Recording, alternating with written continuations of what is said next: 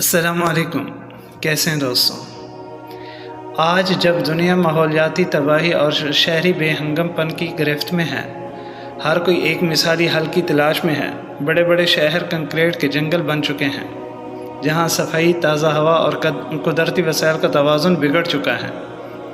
لیکن کیا آپ جانتے ہیں، 1400 سال پہلے عرب کے تپتے صحرا میں ایک ایسی ریاست کی بنیاد رکھی گئی جس نے شہری منصوبہ بندی اور ماحولیاتی پائیداری کا ایک ایسا ماڈل پیش کیا جو آج کے جدید شہروں کے لیے بھی ایک سبق ہے۔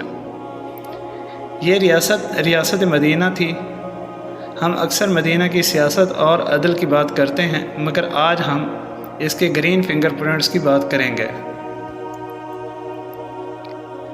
ریاست مدینہ کی ماحولیاتی سوچ کا سب سے اہم ستون محفوظ علاقے کا تصور تھا۔ نبی اکرم صلی اللہ علیہ وسلم نے مدینہ کے اطراف کے ایک وسیع علاقے کو محفوظ قرار دے دیا اور اس علاقے پر پابندیاں یہ لگائیں، اس علاقے میں سے درخت کاٹنا، شکار کرنا اور بلا ضرورت جانوروں کو چرانا سختی سے منع کر دیا۔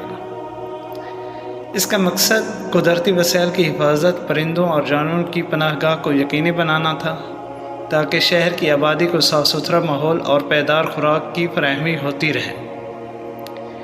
یہ محفوظ علاقے کا ماڈل دراصل آج کے نیشنل پارک یا وائلڈ لائف ریزروز کا قدیم اسلامی نمونہ تھا۔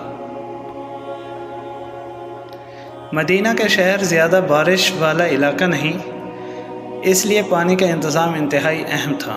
اسلامی تعلیمات نے پانی کو مشترکہ ملکیت قرار دیا اور اس کے ضیاع کو حرام قرار دیا۔ نبی اکرم صلی اللہ علیہ وسلم نے شہر کے کنوؤں سے صرف ضروری استعمال کی اجازت دی اور لوگوں کو یہ سکھایا کہ وہ اپنے کھیتوں کو مؤثر آبپاشی کے طریقے سے سیراب کریں۔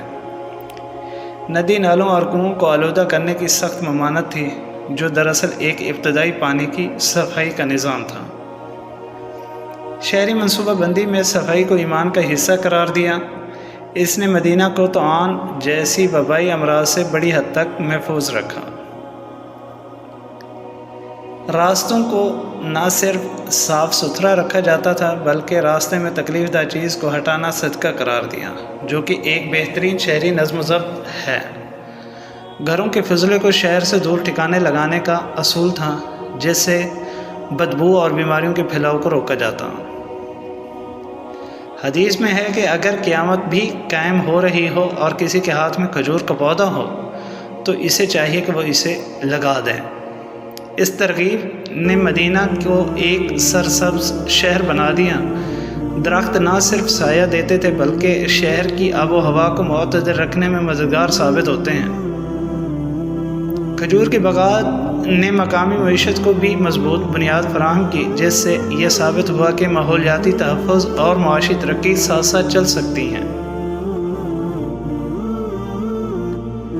ریاست مدینہ کا یہ ماحولیاتی ویژن صرف تاریخ کا حصہ نہیں، یہ آج بھی ہمارے شہروں کو درپیش چیلنجز کا حل پیش کرتا ہے۔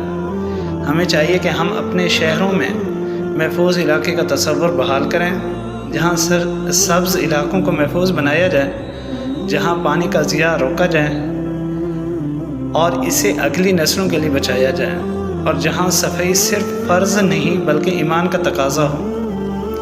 مدینہ کی شہری منصوبہ بندی نے ثابت کیا کہ ایک شہر صرف عمارتوں کا مجموعہ نہیں بلکہ ایک زندہ ماحولیاتی نظام ہے، جسے انسان کو فطرت کے قوانین کے مطابق چلانا چاہیے۔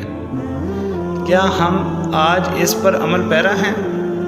یہ سوال آج ہر شہری منصوبہ ساز اور پالیسی ساز کے لیے ایک چیلنج ہے۔ آپ کیا سمجھتے ہیں؟ کیا مدینہ کا ماڈل ہمارے جدید شہروں کی تقدیر بدل سکتا ہے؟ کمنٹس میں اپنی رائے کا اظہار کریں اور اس پیغام کو دوسروں تک پہنچائیں۔ شکریہ۔